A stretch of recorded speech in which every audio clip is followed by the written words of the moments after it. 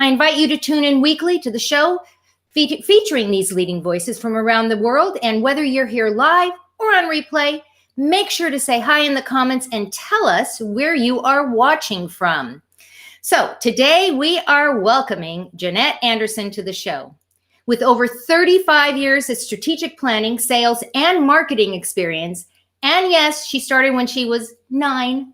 She focuses on what really works for entrepreneurs.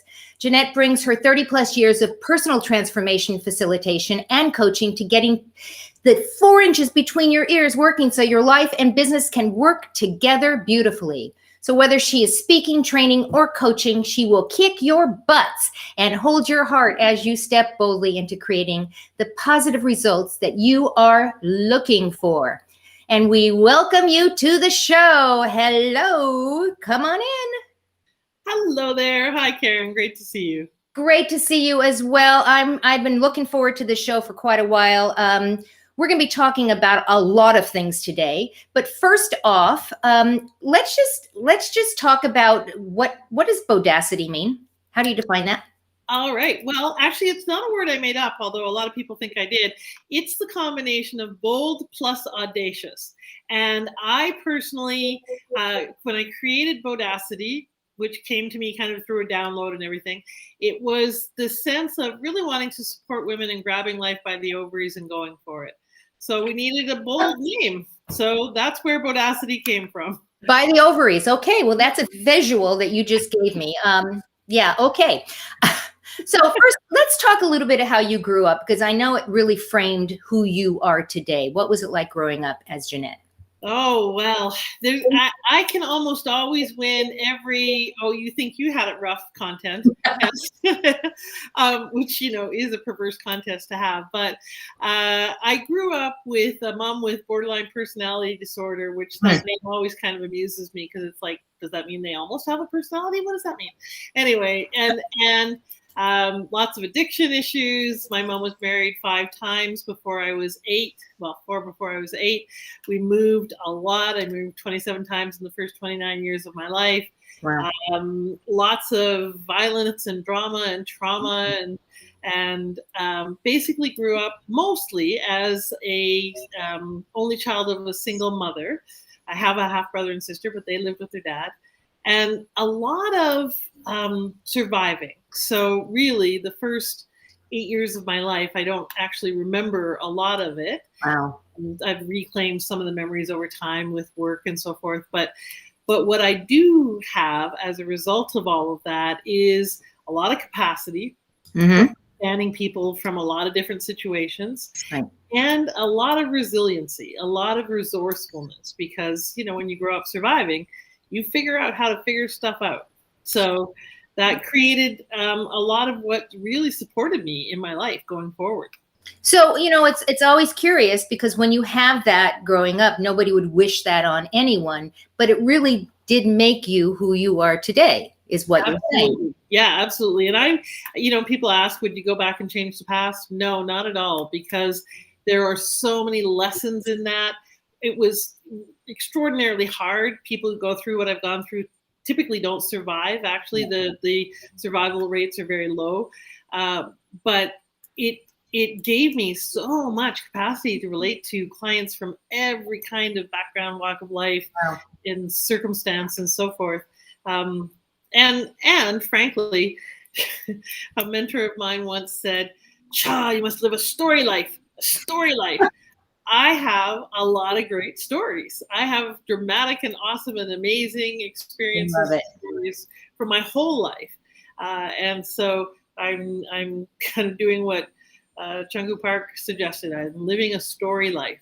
I love that. You're called the Why Whisperer, which I absolutely love. And we're going to talk about why that's important to you, because your entire platform is about why. I mean, you talk about the why. You quote Simon Sinek saying, people don't buy what you do, they buy why you do it. So why does your why make so much difference? Well, I think that's a great question, and it's one that I love answering for myself and with other people. I think that we human beings are meaning-making machines. And so we can either add meaning that takes us closer to who we want to be or further away. And it's a choice. It's purely a choice. We're making it all up, so we might as well make up better stories. Because most of us replay sucky stories over and over and over again. And so part of defining your why allows us to create a more compelling and powerful story to live into. So that's one of the purposes of having a purpose or a why. I think one of the other things it really does for us is creates a focus and an intention. It's a way for us to put our anchor into the future and pull ourselves towards that. I often say that our why is the intersection of what we're healing from our past and what we long for our future and for the future of the world or others. It's that sweet spot, that intersection of that healing and the longing. And so part of really understanding our why is we were formed by a lot of things that had us looking at the world a certain way, differently than other people. Mm-hmm. And that's, I call it our note in the choir that we sing. And the choir is just not as sweet without our note. What a beautiful way to say that. That is so beautiful. Yeah. That is so. And I really love it and mean it, because when people are on fire with their why, when they're in alignment with who they want to be in the world, their expression, they're more fully expressed, they're bringing their gifts, they're more of a contribution. So, helping people figure out their why is very self-serving for me, because I get to live in a better, more realized, more actualized world. And it's also just so fun to see the lights come on. The light bulb go. If you're just tuning in, we're talking to Jeanette Anderson about a lot of things, but right now we're talking about your why. And I know that you do a bunch of webinars and you've got stuff coming up. So let's talk a little bit more about the whole why thing. Sure. So one of the other things that I think where the why comes in and is really important is in differentiating yourself. So not only does it need to strategically pull you forward in your business or your life or your career, but it's also a great way to differentiate yourself. Because, for instance, if you're a coach, well, there's only about 12 billion of you on the planet, right? So how do you differentiate? Why would I pick you versus the other 9 million billion others? Right. And part of that is, like Simon Sinek said, I don't buy what you do, I buy why you do it. Is there a resonance? Right. Do we relate? Do we have similar values? Do we care about the same things? Are you my people?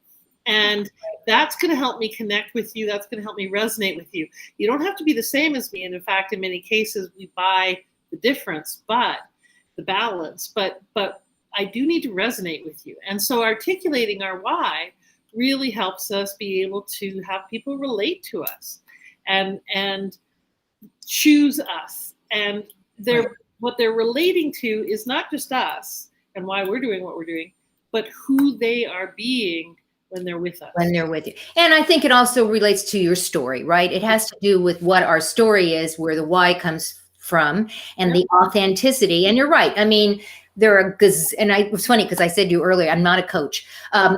There are a gazillion coaches out there, and some are really good and some are not as good as the really good ones, but there's going to be somebody that you're going to resonate with. So we're not all the same. So it's part of the story. And if you can express your story with your why, that's going to attract your kind of people, right?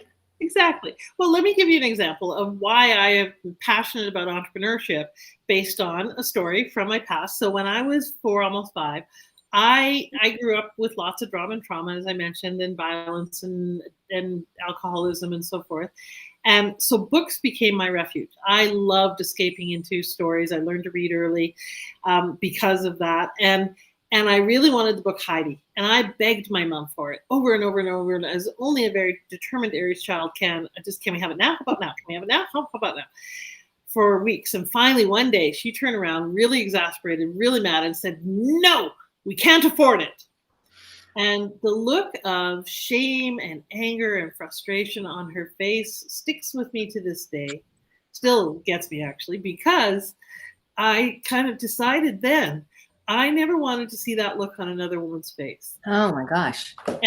And I never wanted to have that kind of constraint for me or anyone else of we can't be, do, and have what we want because we feel that disempowered.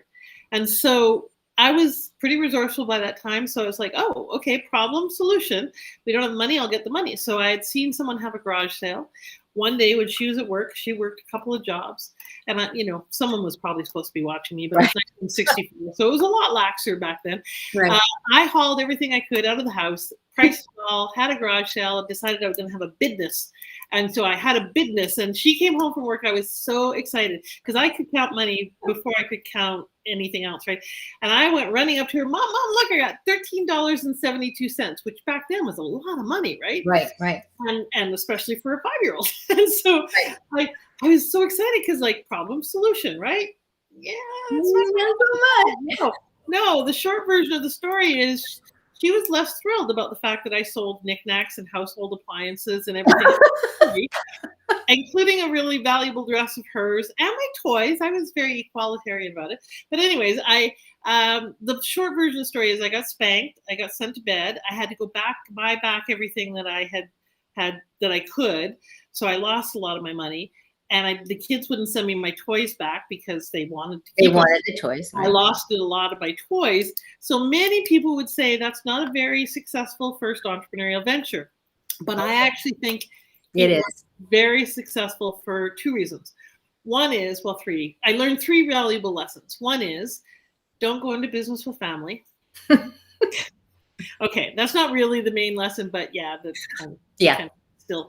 And number 2 was, if you actually have a purpose, you can create solutions. You can create what you want if you take your destiny into your own hands. Right. And that's one of the reasons why I believe entrepreneurship is so valuable, is it's such a great tool for taking our destiny into our hands and creating what we want. Right. And the third version is that, the third lesson was that it is a great vehicle and a tool, and persistence pays off, because the happy outcome is I did eventually get the book. She did eventually buy it for me. And all was well. But I learned a lot that day about how do you create the future that you want. That's a great story. And I do believe that entrepreneurialism, that's a long word, that you're not doing it right if you're not failing. Yeah. Yep. Because we learn our lessons from that, and we do it maybe a little bit different the next time until we finally get it, and then we move on to something else, right? In my case, it's the bright shiny object syndrome. Yeah. Yes, well, yeah. And so that kind of became my vehicle. I became an entrepreneur then. I had literally, when I had my lemonade stands, I was franchising out other corners to other kids and setting them up with our TV trays. I had my first business with an employee when I was 11, and he was a 9-year-old. I used to babysit, and we had a little daycare in our housing tenement. So it became a vehicle for me, not only of creating safety, because we didn't have money, and so if we wanted food and stuff, and if I wanted school books, I needed to earn them. Right. So it became a way to do that, but it also became a great vehicle for contribution and for making a difference. So that's why I love, and for 40 years, I've been helping entrepreneurs start and turn around their businesses, because I think it's fun and it's cool and it's a great way to create contribution and connection, and that's valuable. So I have a question. What is the difference between your why, your purpose, and your mission? Okay, great question. The only reason I don't call it purpose is because, frankly, it's kind of been done. And that word is really laden for a lot of people. For a lot of people, purpose feels like an obligation. It feels like something, in some cases, that is externally given. Your purpose or mission is bestowed upon you by God or whatever. And that's fine if you believe that. But for many, it becomes a have to or a should versus a choose to and a get to.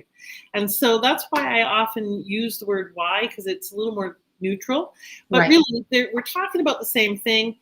And whatever you call it, it's about the choice of really stepping into and owning kind of that thread that weaves throughout your life. Right. A lot of times, another way to express it is, for some people, what's the lesson you came here to learn this in this life? Or this time around, depending on your belief system. Right. And and how are we using it to be who we want to be that takes us closer to that, or if we don't, takes us further away from it. So for me, it's very similar and kind of a bit more action oriented. You choose it. All right. Well, again, we're talking about why, and I did kind of mention that you've got some webinars coming up. I just want to put a link up into the comments. You're going to see it. If you're just tuning in, we're talking to Jeanette Anderson, and she's going to tell us a little bit about these webinars that you have coming up in the soon right now. Soonish. Thank you. Yeah, the webinars that I'm doing, it's called the Business Success Roadmap. And it's really how to know where you are and how to get to where you want to go.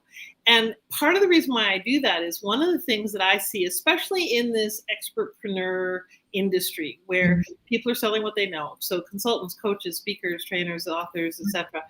A lot of the people that we work with, they're really challenged because they tend to spin in analysis paralysis. They may not know quite what they sell or where they're at and what they do. And there's a lot of experts in this industry that are kind of the gurus on the top of the mountain saying, come up here and use this leveraging strategy and use this business model. And you just need a dozen funnels between you and $1 billion, right? And so there's all of these solutions that work if you're at the top of the mountain and you have the infrastructure and the context and the wherewithal and the support and the team and the list and all of that. But it doesn't work for people who are down at the bottom of the mountain or on their journey up. And so what I want to do is support entrepreneurs. And frankly, can I be blunt? Yes, please be blunt. It pisses me off to no end because what we're doing is taking more people out of entrepreneurship than we're putting in, because they're spending tens and sometimes hundreds of thousands of dollars buying programs and coaching and etc. that they don't use, they don't get ROI from, and that is because it's too far ahead of where they're at, and it's aspirational. They want to be the guru on the top of the mountain, but you got to go up the mountain in stages, not in one giant leap. And so the Business Success Roadmap is a tool that I created to help people identify what stage are you at, and what should you be doing at that stage, and what shouldn't you be doing to be able to get your next 10 clients or your next tens of clients or your next hundreds of clients, depending on what stage you're at, what actually works at that stage so that you can focus on who do you need to be, what do you need to do, what do you need to have in place at that stage. So really what I do is help them in some ways slow their roll so they can speed up their results, because they're just doing the wrong thing at the wrong time. Yeah. So the webinar is about giving you that tool, helping you identify where you're at. And really what it does is it lets people's shoulders drop because they can take a whole shit ton of to-dos off their list. Right. And allows them to focus on what will actually work in helping them be the difference that only they can be. Right. Their next 10 clients, which is really what the game's about. So when they click on this link, it's going to take them to a page and they can sign up for... They can register for free. It's a complimentary webinar. It's part of what I do to A, get people in my sphere, but B, to help as many people as possible get clear of and free of the false shoulds and get acting on what will actually work. And so it's a complimentary webinar. There's, I think, 4 or 5 dates up there, depending on when you tune into this, that are available. And I'll be doing it ongoingly because it's so helpful for entrepreneurs at all stages, because they look at it and they go, oh, where was this tool? Right. I wouldn't have wasted all this time and money and effort just known this, right? It makes me sad. It makes me sad when I talk to people and I see how much time, money in particular, but their time as well, and they come out of it with basically nothing, and they still don't know what they're supposed to be doing.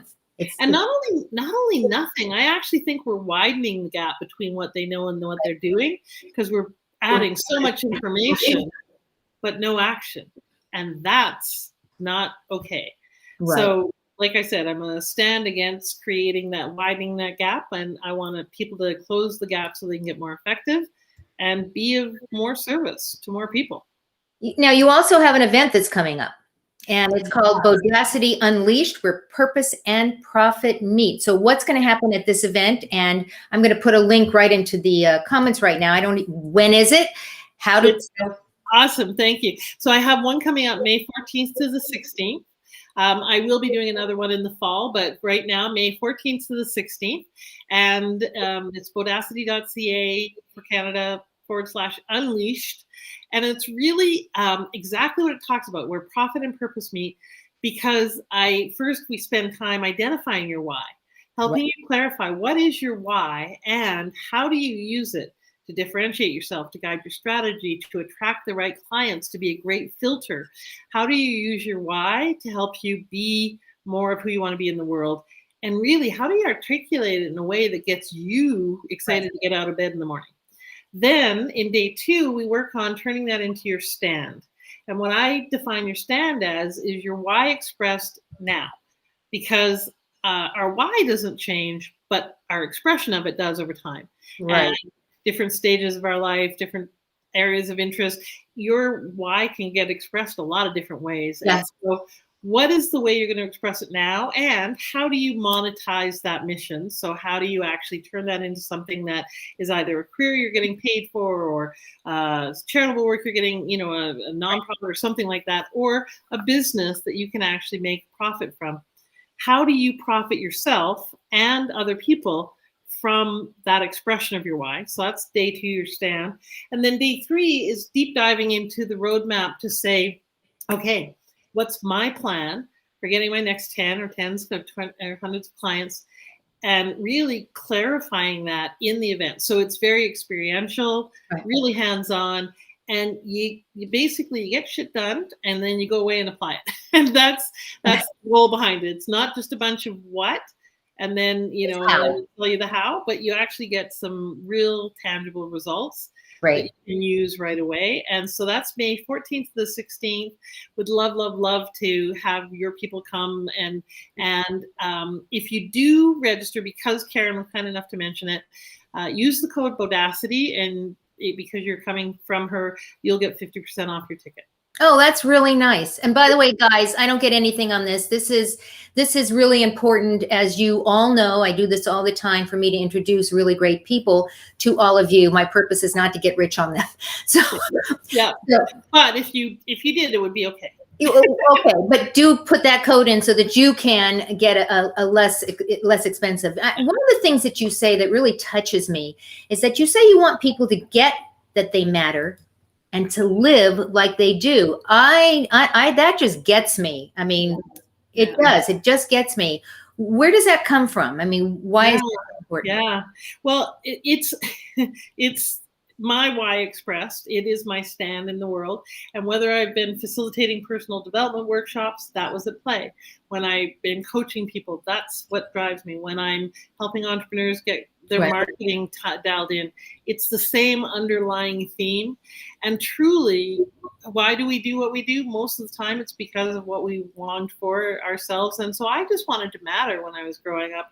I wanted someone to put me on their list and put me first. And that didn't happen. And so it's the thing that I most wanted for me. And I know the pain of not getting how much people matter, how much you matter. And that's great, but navel gazing and having that kind of sense of your value is awesome. But if we don't live into it, then it's really just unrealized potential. Right. And it's actually probably does more harm than good when we have that potential and that we don't do anything with it. And we're not doing anything with it. So that's why the live like you do really matters to me. And I also think this is a really important time in history where purpose-led entrepreneurs will shift the paradigm of business, of how we do what we do. At the beginning of this year, I had this real kind of clear epiphany that 2021 was 202 ONE, that we needed to come back to remembering that we are one, that we are connected, and that we cannot continue this us versus them paradigm that's going on. It's creating too much havoc.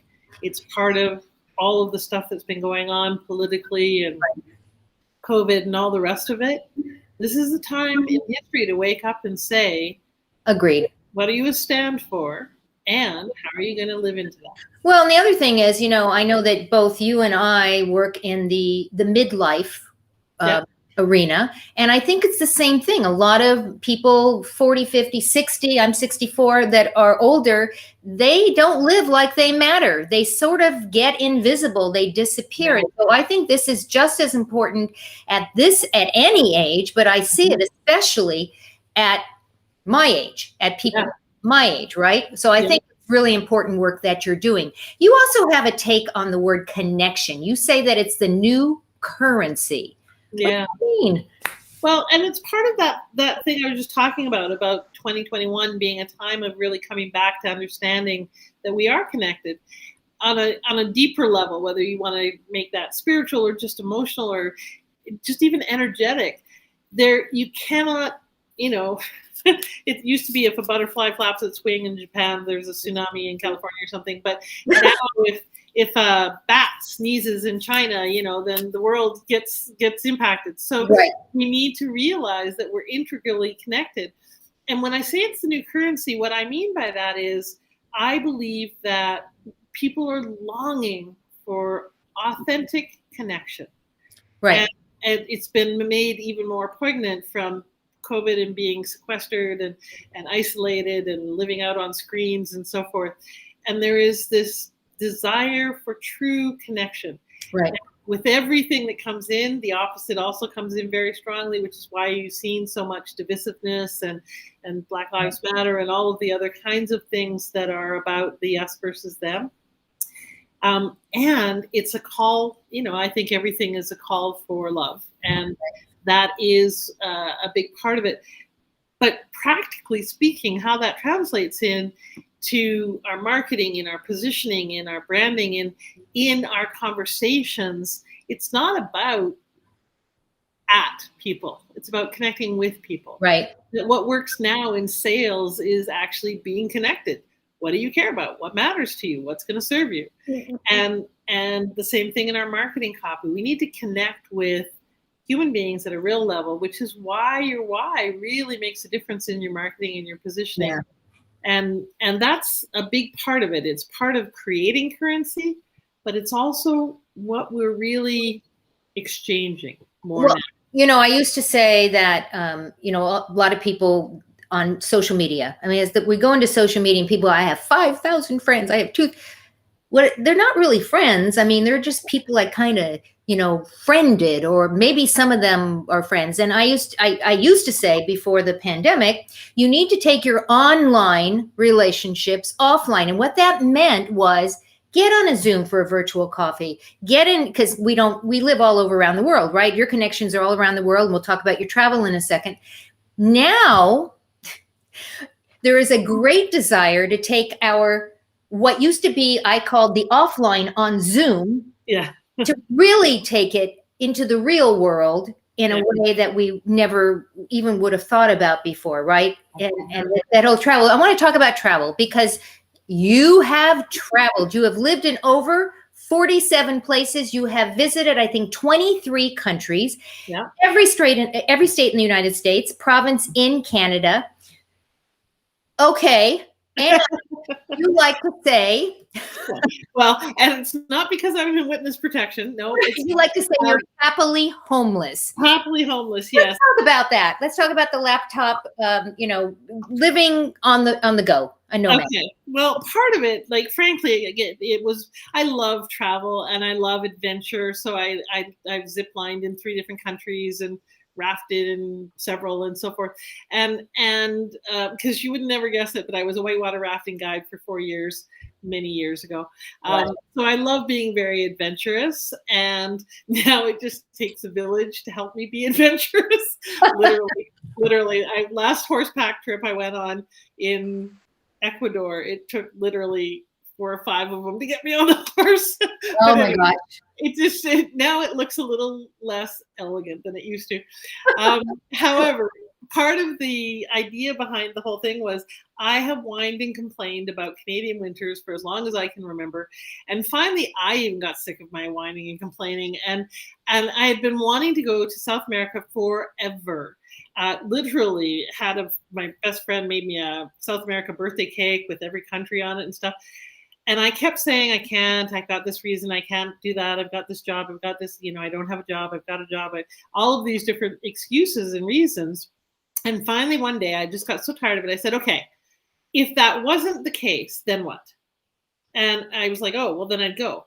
3 months later, I was in South America after 20 some odd years of talking about it and not doing it. And so that really became the impetus for, okay, I can, when I choose to step into doing something different. Right. And I finally, again, I have had a home, I had roommates, and I had a number of issues and problems. And one day I came home and my roommate had done like $40,000 worth of damage. And I was like, okay, that was almost the straw that broke the camel's back. And I looked around and I had these big, beautiful houseplants, big, huge trees. And when I thought of leaving them, I burst into tears. And then I was like, oh, you love my house and I love my stuff and I love my plants. And I paused and I went, seriously, you can't have the life you want because of a ficus? And I was like, okay, they have plants and trees other places too. So it's probably okay if I let go of this. I love that. And that became a 2-year process of divesting and scaling down. And now everything I own fits in a 10 by 10 storage unit. Wow. And it still feels like it's too much. Like I literally this summer will go get rid of at least half of that, if not more.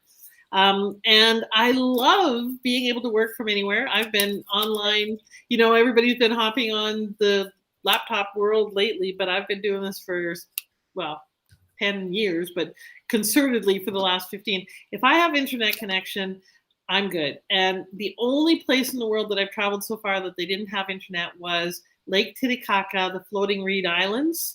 They were just starting to get solar panels and they didn't have internet. But everywhere else I've gone, they've got internet. So you can work anywhere. You can work and live pretty much everywhere. Right. I call them digital nomads. I call all of us digital nomads. I would love to do that. See the world, maybe not right this minute, but get out there and be. And I know quite a few people that are doing this. So I think that. Do you think this is a wave of the future? You think we're going to see more? Absolutely. And what's actually a big subset of that is older women in their 60s plus who are single. If you go to anywhere like Boquete in Panama, where I lived for 3 months, there's a huge cohort of women in their 60s who are living on their own in a foreign country because it's cheaper and it's easier to live there in many ways. Right.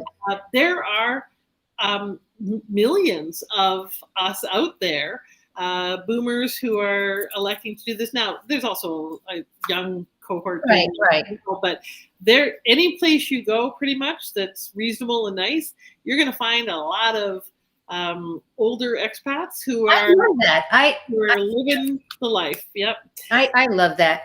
If you're just tuning in, we've been talking with Jeanette Anderson, and you can check out her website. It's scrolling across the bottom, www.bodacity. There's that word .ca, which is Canada for Canada. Yeah. If you are on Facebook, go check out her page. It's a great page. I'm on it. I'm in your group. Go check this out because we're all. I like to say we're all action heroes. I'm Wonder Woman. I love it. I have that sitting here all the time. Check that out. And that's a great way to stay in touch with Jeanette because you're in there. You're active in there quite a bit. I know that for a fact. We've put links to your complimentary, I like to say free complimentary webinars are sitting in the comments as well as the 3-day event. Go check these things out. Do you have any, I know this is a loaded question. You have a lot of, any last minute thoughts that you would like to share right now before we say goodbye to everyone?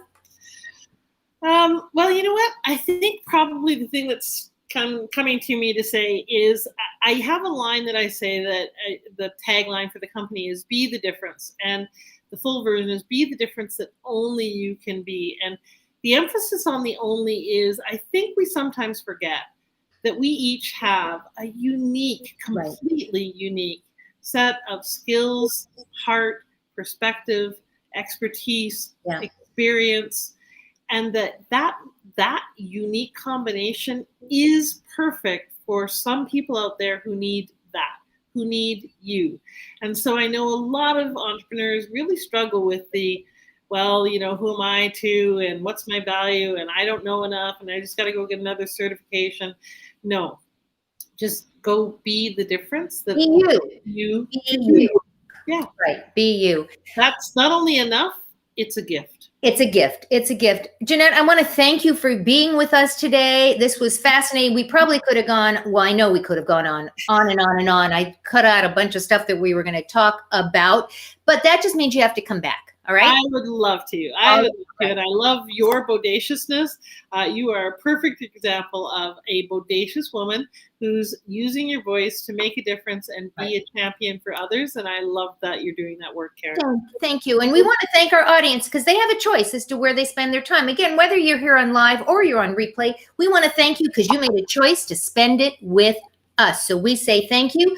Go out and give somebody an awesome day, and we'll see you next time on the next episode of Caren Glasser Live.